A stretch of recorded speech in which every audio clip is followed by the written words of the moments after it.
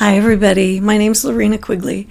Lorina Q, Mystic Medium. That's me. I have had a lot of mystical experiences, and so today I'm going to share some of those mystical experiences. And I think the reason I want to share this is because a lot of times when you've had mystical experiences, normal life experiences don't explain this. People don't have answers to what is really going on here, and why am I having these experiences, and what do they mean, and where is it going to lead me? Because I need some answers. And so I just wanted to share a few things around that today. And some of it is, I've had a lot of mystical experiences. I pursued them to a certain degree, but at some point they kind of scared me. I was incredibly psychic, especially, I don't know, I think this is typical. Between the ages of 18 and 21, I had just some off-the-chart mystical experiences, and sometimes I would grab somebody's hand at a party, and I would start seeing, just holding their hand, looking at their palm, and seeing events that happened in their past, and I would start saying them. And the thing that freaked me out is a couple times when I did that, I had people start screaming, and it's like, oh, Jesus, okay, I guess I'll shut up. This isn't that much fun. And you don't know what to do with it. You do not know what to do with it, or how to pursue. There's hair stuck to my lip. How do I even go into this and look at this? I was raised Mormon in Utah, and it's really there. I have cats. I think it's from a cat.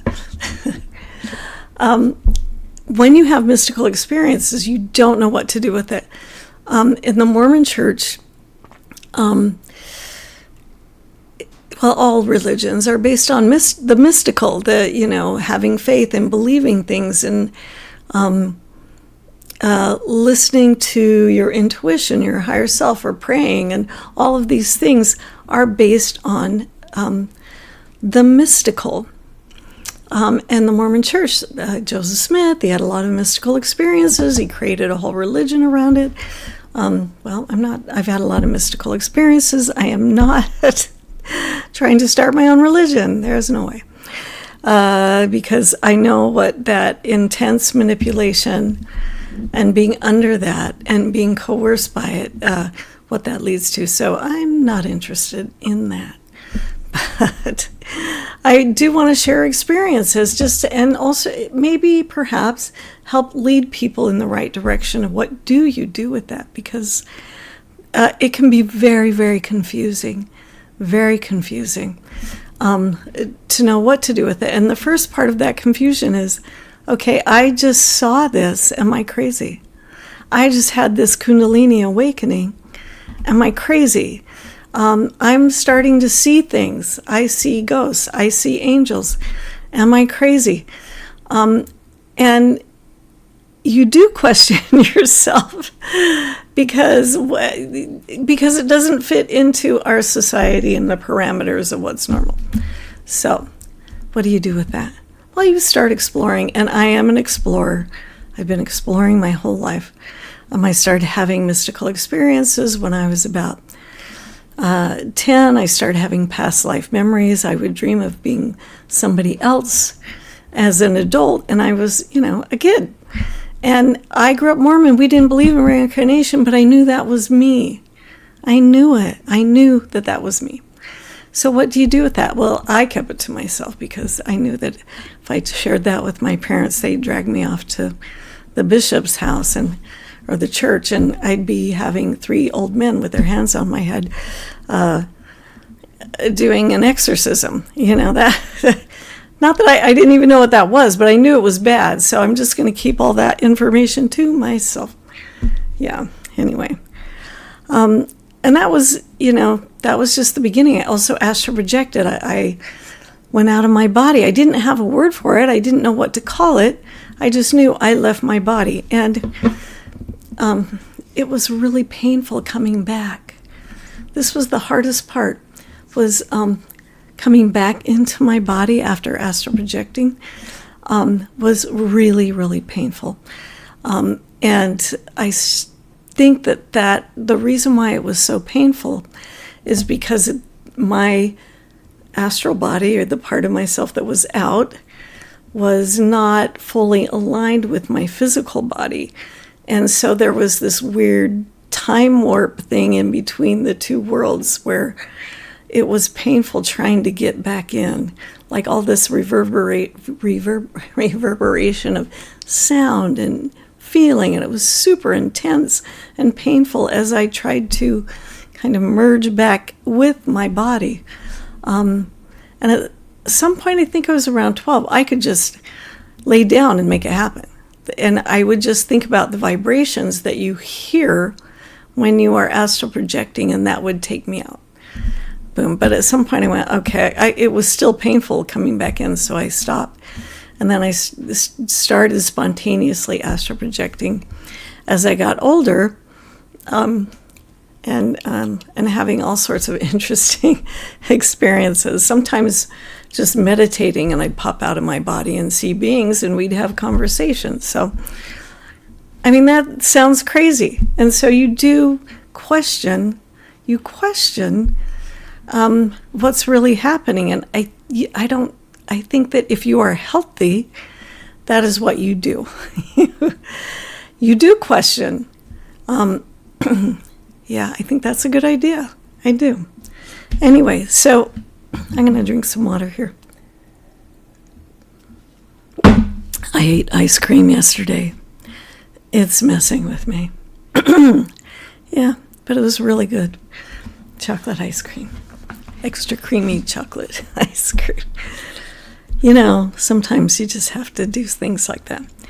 All right, so when I was 21 years old, I had an experience where I was hanging out with this guy, Larry, and I worked at a bar. I was a cocktail waitress at a place called the Underground in Salt Lake City, Utah. It was really fun. Literally, it was one of those places where you got your drinks balanced on a round thing, and sometimes you'd be like going through the crowd, like carrying your drinks in these cute little disco outfits. It was a fun time period. But anyway, so that's besides the point. I had spent the night at Larry's house, and we had fun. We listened to Heart. Magic Man was out at that time period. There's another good song on that album that we listened to. It was a fun evening. Spent the night at his house. Right around dawn, I woke up, and there's this being standing in front of me. This glowing being standing in front of me. He was all white, blue eyes, clear, crystal clear, light blue eyes, all white and all light. And what I mean by that is light, like he was made of light. I could see his robes were made of light. There was I could see the filament of light that created the robes that he was wearing. And, it had a sash in the middle, and he just stood there, and he was right at the front of the bed, and he was hovering above the bed. So, I don't know, just right at the edge of the bed was where his feet were. Anyway, I didn't think much of it. I just took it in, like into the observation of looking at him and studying him. But I wasn't thinking, oh, this is extraordinary. I'm seeing a being standing in front of me. No. That part of my brain was not turned on. I woke up, sat up, he's standing right there. And he was probably bigger than a regular human.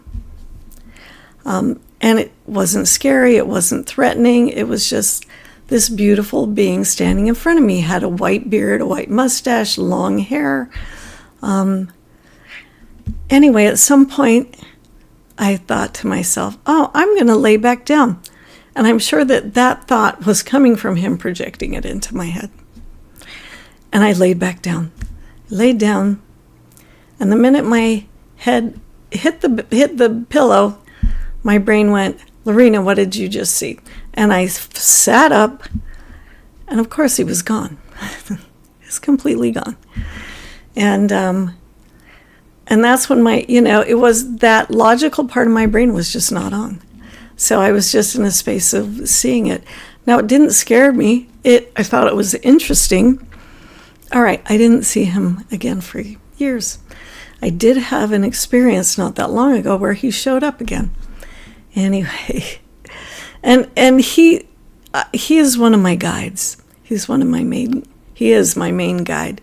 And this experience that I had not too long ago, I was doing some channeling where I asked the question of my guide, what would you like me to know? What is some of the main or what is the important information that would be good for me to know from you? Asking my main guide, not knowing, I didn't know that he was going to be the dude that shows up. I just asking for a guide to show up and to talk to me about what I need to know. And what he told me was, I have been here. I am the guy that was with you when you were hiding in the closet, when you felt so alone. I was I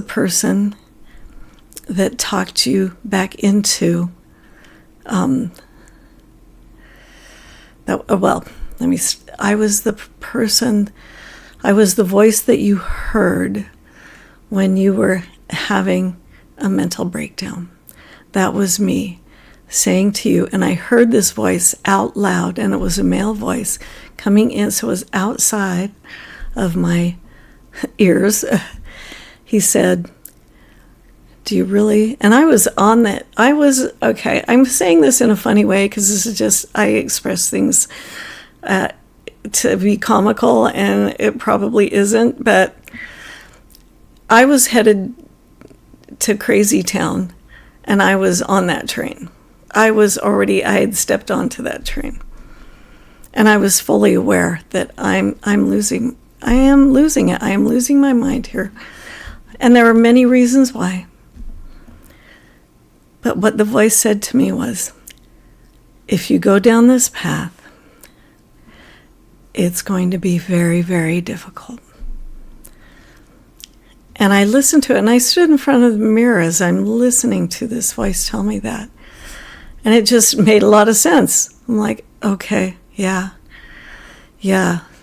If I go down this path, and I've already stepped onto that path, I will go nuts. And it's going to be very, very difficult climbing back out of that and coming back to where I am now. And so I thought, okay, do whatever you can to get yourself together and just figure it out. This is not a good path that you're headed on. So he was saying, that was me. And then I'm trying to think, and he also said, when I was heading off a cliff. I was heading off a cliff on the icy road in the middle, I don't know, around 1:30 at night. And again, he said, don't do anything. Take your hand off the wheel. Take your feet off the brake or the gas. He didn't say it like that. Take your feet off. Don't do anything. And so I had no options because I was heading off a cliff. And I had absolutely no control of the car. So I just went, okay. Again, outside of my ear. And I just went, okay. I had no options. I was going off a cliff, so I listened. And the car stopped moving forward, which would have been off the cliff, and flipped around and turned around 1.5 times. I landed, and I was on a hill. So I was heading straight down. I landed backwards, so I went around 1.5 times, landed backwards. There was no traffic around because I was the only fool driving at that evening. And I just went, thank you. I turned the car back around and drove even slower than I was already driving because I knew it was really dangerous. Anyway, he told me that was me. All of those incidences, he showed me that was me. And that was him showing up when I was 21 years old. So I know what he looks like.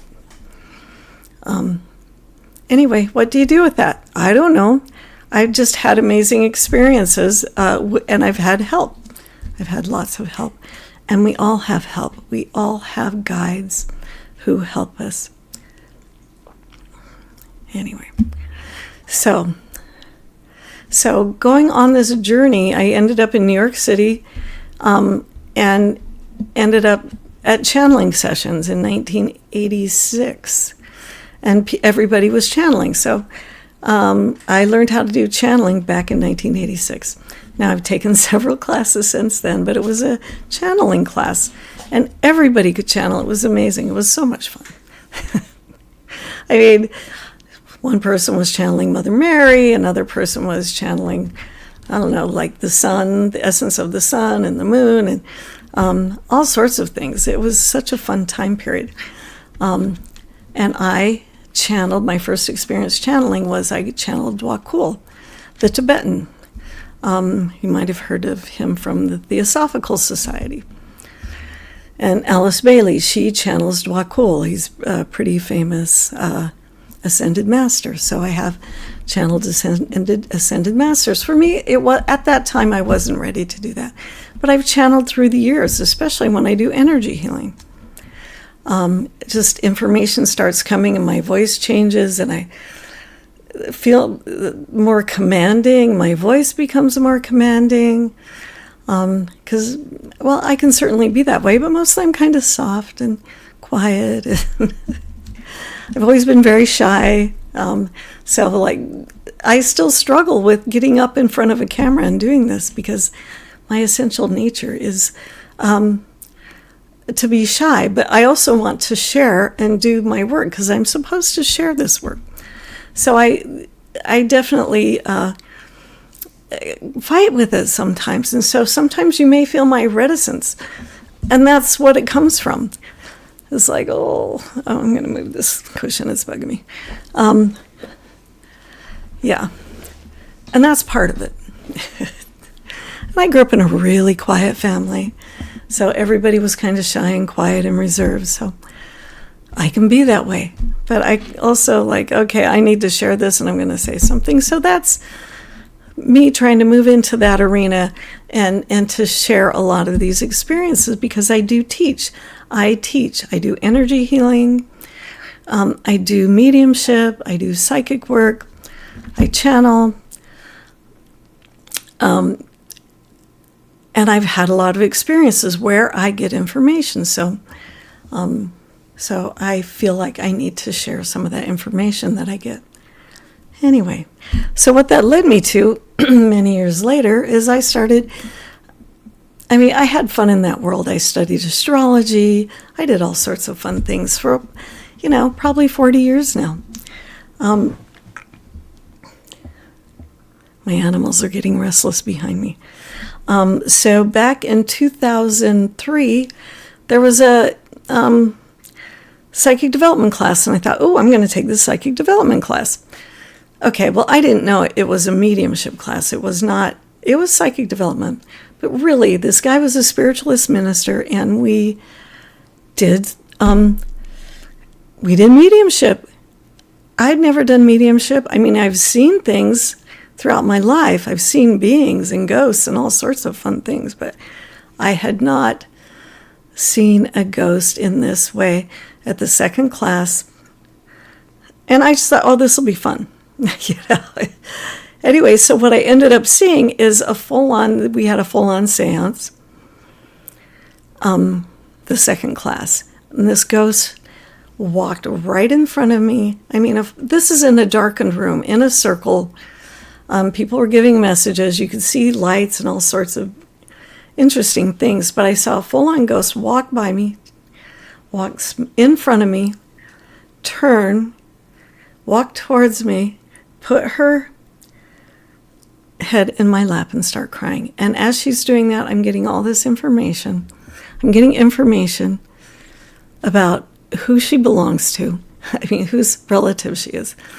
And, excuse me. Okay, that's from eating ice cream. I'm not having any ice cream tonight. Anyway, so I start receiving information. And this information, I know who it's for. It's the person who's not next to me, but the one right next to her. I'm getting all this information. And so I'm like, oh, I guess I have a message here. Very timidly. And I started giving the message. And she starts crying. So her mom, it's her mom, her head's in my lap, and she's crying. And now she's crying as I'm sharing this message. Anyway, that was amazing. And I thought that was the coolest thing I've ever experienced.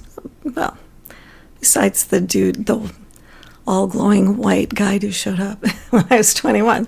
That's the coolest experience. I'm in all the way 100%.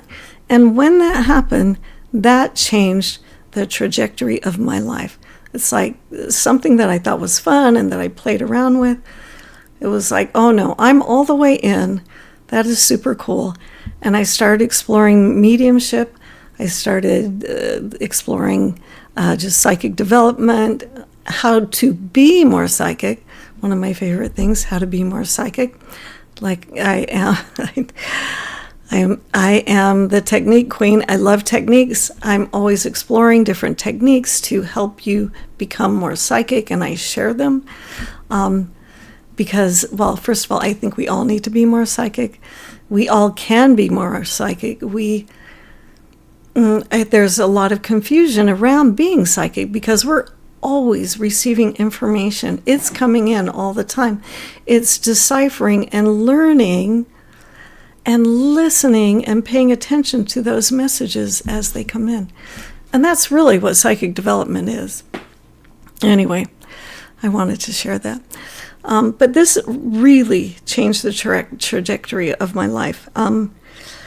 My life path, actually. And so what do I do now? I sit still to this day, and that was in 2003.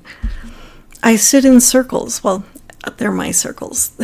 But I sit in other people's circles too, but not, well, they're not here very locally. There's not a lot. So I have them myself. I have people come and sit in circle.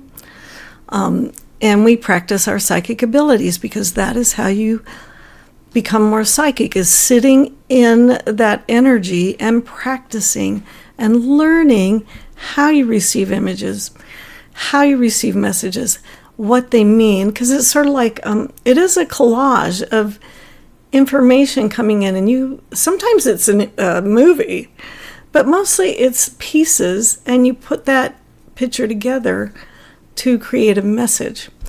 And sometimes you hear things, and sometimes it's symbolic, sometimes it's a direct message. It is all of these things. And so you have to figure out the language of it so that you can share that and understand it. And also working with telepathy, practicing being telepathic, because we are all telepathic. We are constantly receiving messages. We just don't recognize it. And some people are much better senders of information. Some people are much better receivers of information. Now, if you're empathic, you're probably a really good receiver, and probably not as good of a sender. So it's good to learn how to be a sender. Anyway. So sit and practice. That's what I do. I do it all the time. And I love having circles. And now I'm doing a once a week on Thursdays, and this is in person. We're doing a channeling, I'm doing a channeling class, where it's a class and a practice circle where we practice, and we learn about channeling, but we practice it too, which is, again, super fun. Because you never know who's going to come through. And I did want to share one experience that when you're doing this kind of work, you receive impressions all the time. And sometimes if you don't share them, you will never understand them. So it's good to share them, but only in the right environment. And what I mean by that is in a circle, or if you're giving messages for someone, or perhaps a really good friend that you can say anything to. But like I was doing an energy healing on someone. And this is also, I do a lot of psychic work when I do energy healing. And sometimes spirits come in and have something to say too. But I could see, she works in the medical industry. She works with patients. I almost called them clients, patients. And I started seeing the last person that she worked with that day. And so I said, did you work with somebody today who looked like this and has this kind of energy? And she said, yes.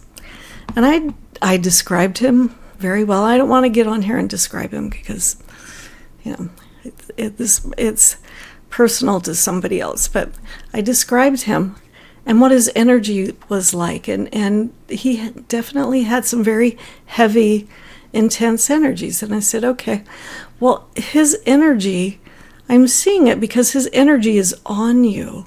It's like it's in your field still. So we worked on clearing out that energy. And that's like we absorb people's energies. And so I helped clear that out. And what's interesting, so when you do the psychic work and energy clearing, and, okay, kind of going off on a rant here. When you do energy healing is really, I don't think it's the right word. It's more of an energy clearing is what you're doing. You're clearing the energy field so that the natural flow of energy can start to happen again so somebody feels better. And healing, absolute healing can happen. But it's really clearing. And I've had several instances where you literally see things come out of people's bodies. And I mean like, I had a client who we were doing an energy healing session on her where I saw this image of this man coming out of her. And it was big. It was like a full-size male imprint. And I saw this imprint, and this is an energy imprint. It wasn't a being. It was an energy imprint, kind of standing up full force and going after her like, I'm going to get you kind of thing. And so I described this to her, and she just laughed, and she goes, oh, yeah, that's my husband, who she was separating from. And so there was a lot of conflict there. So this is some of the things that you see, having worked with psychic abilities and healing. They often intertwine all the time. And I've also saw once, I've shared this story before. I literally saw there was some toxic energy in this woman. I was walking around her going, there's this toxic energy around you. I do not know what it is. It feels like poison. Like your field is filled with this kind of poison energy. And it's not you, but it's in your field, and it's pretty strong. And she was young. She's probably 23 or something. And she goes, oh, that's my mother. The minute she said, oh, that's my mother, this energy came up out of her, like kind of went up, and it was almost like a full body apparition that looked very ghostly, that rose up probably about, 8 inches or so off the body. And it looked white and whitish gray and kind of misty looking. It came off of her body, up and out, and went poof and left. That's energy clearing right there. That is. But that's also the psychic. That's your psychic abilities have entered into the scenario and being able to see and clear things like that. So anyway, I don't know why I'm sharing this. It's just some of the mystical experiences I've had. What do you do with that? Well, because I do this for a living, I do energy work and work with people, and I do a lot to clear my own energy field, and you have to, when you do this kind of work, it's really, really important, because you can see, doing the work, you see how that energy gets stuck on other people, so it can get stuck on you. So you have to know how to move that energy. There are a lot of things you can do for that. Working black tourmaline helps a lot. Anyway. And also, sometimes things happen without you actually doing very much. And what I mean by that is you don't, like Reiki, and I am a Reiki master. You put hands on people. You put your hands on people, like, okay, I'm going to do, like, you do, hold on. Let's just do this, because that's one spot. So you put the hands right here. And you tune into the energy, and you use your symbols, and what you're doing is that energy is moving through you, which is moving through them. That's a beautiful thing. But sometimes, and my point is that sometimes you don't need to do any of that. Sometimes and especially you're doing remote healing, sometimes you don't need to do any of that. Sometimes you just tune in and direct, or let your guides and your helpers do the work. And you just tune in. And sometimes the intention can be so strong that things just start happening without you trying. So you don't have to lay your hands on people. Sometimes when I do it, I'll just I'll say, can I put my finger right here? Or perhaps by the hip, but just one little finger. Because I'm tuning in and I'm seeing what's going on. But you don't even need to do that. So in a sense, it's tuning in, it's your intent, and it's their intent too. The person who's getting the clearing, it is their intent also that is part of the healing experience or clearing experience. And sometimes people will come in and start talking, like you should do this to her, or you should do this, or maybe you should do this. Or I've had some of my guides actually tell me to not do anything and just back off. So I back off, and they do the work. So in a sense, energy healing it's about being tuned in. And letting the mystical take place, back to the mystical. Yeah, back to the mystical. And I was doing a energy healing on someone once, and this is all remote.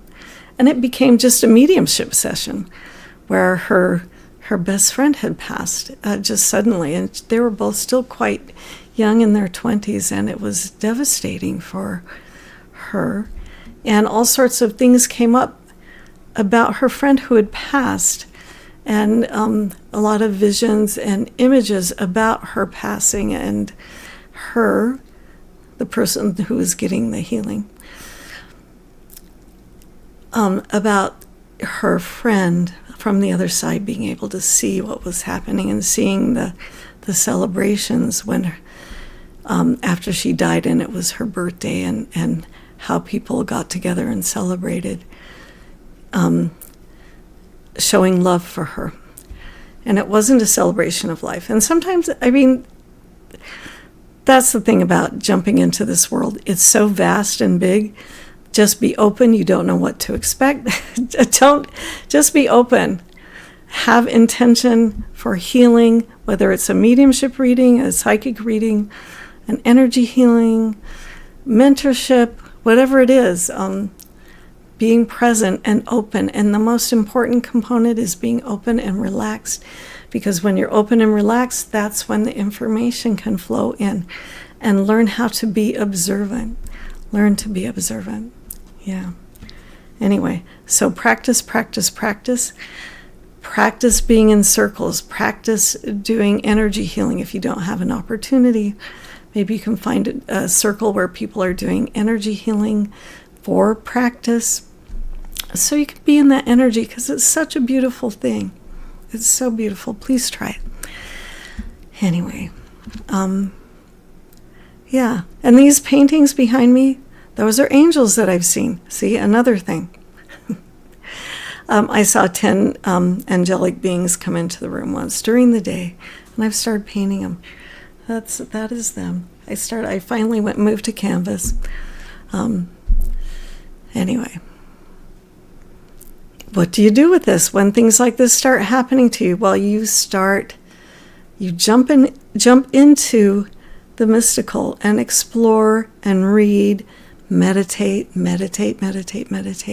One of the best things you can do so that you can calm your mind, learn where you are, where you're sitting within yourself. And what I mean by that is like, are you conflicted? Are you at ease? Are you peaceful? Do you have a lot of noise going on in your head? So taking moments to really be calm and be at peace and really feel that and get used to that. And also breath work. Breath work. I've said this before, and I'm going to keep saying it. I have had absolutely extraordinary experiences just doing breath work. Intense breath work, not easy breath work, but phenomenal experiences popping out of my body, bilocation, seeing beings, again, giving me information about the holographic, seeing what we look like holographically. So explore, have fun, find other like-minded people who are doing this also. But breathwork is super powerful. I think it is the most powerful thing that you can do to become more psychic and also to start moving that energy so you don't need an energy healer. So if you do breath work, what can happen is that as you do breath work, and I'm talking about more intense breath work, it starts moving and clearing out the crud, the psychic, the mental minutia, and all the emotions that we get lost in or get looped in, or all of this stuff. It will help you move that energy so that you can find that place of peace when you do meditate. Yeah. Anyway. So breath work, meditation. Find like-minded people that you can practice with, because it's so much fun when you realize that when you are getting these messages, it's so exciting. You're like, whoa, hey, I am getting information. I just didn't know it. And we're all getting that. That's everybody. It's coming in. It's just whether you recognize it or not. Anyway, I think I'm going to stop now. There is an eclipse coming in this week on Thursday. Lunar eclipse. A full moon lunar eclipse at 454 Pisces. So that's almost 5 degrees Pisces. And I'm in Pacific time, so it is, when is this happening? 1 second, at 10:04 a.m. here in Phoenix. So what does that mean? That means it's a great time to meditate. It's a great time to do breath work. Usually when it's eclipse season, and it is eclipse season right now. We just had an eclipse, what was it, 2 weeks ago? We're having one this week. We had a solar eclipse, and now we're having a lunar eclipse. They're usually event-oriented. So if you have anything at 4 Pisces, or so 4 degrees Pisces, so that could be also other water signs, or squaring that, which would be the mutable signs. And the reason why I'm bringing this up, if you have anything hitting that point or close to it within 2 or 3 degrees, you're going to be affected by this. And again, so it's just a time to check in, be quiet, be observant, because it's a lunar eclipse. So be observant, be your observer. Take time to meditate so that you are calm. It is a time when events happen. And this could be also worldwide events. And usually when there's a lot of eclipses, so as we're in eclipse season again, there can be a lot more volcanoes, earthquakes, this sort of thing. And because it's immutable, it's an immutable sign. That's Pisces' immutable sign. It's time to be more flexible. Be at ease, be flexible. That is what mutability is being flexible. So try and be flexible. It's a really good thing. Yeah. Anyway, I'm going to do another video coming up. I'm trying to do more videos. Like I said, sometimes this is me. Sometimes I do like have a conflict in myself about being out there in the world. I run out there, I'm in the world going, yeah, I'm going to do this, and then that shyer part of me comes out and goes, let's pull back just a little. It's part of my nature, so I sometimes have to talk myself into doing this. And I do loving it. I do love it. I love doing this, and I love sharing what I know, what I've experienced, and helping other people to develop their abilities, to help them is so much fun. Help them to understand what might be happening on this, because I've been on this journey since, well, I really dived in, several different time periods, but 2003 is when I really dived in. But I started doing energy healing in 1991, and I started channeling in 1987. So I've done periods where I've gone in and deep dived into stuff. And so there's a lot of information. I've studied a lot because I love this stuff. I love this stuff. It's really fun and exciting. Anyway, again, I'm Lorina Quigley. I do energy healing. I do readings for people remotely and in person here in Phoenix, and I teach classes, and I am going to start teaching a Zoom class coming up here, probably in October is what I'm thinking. So I am going to go online and start teaching. Probably psychic mediumship is what I'm thinking right now. Anyway, just a heads up, it'll be on my website when it happens. Anyway, thank you, everybody. I'm Lorina Quigley. Again, have a beautiful day, and I'll see you soon. Bye.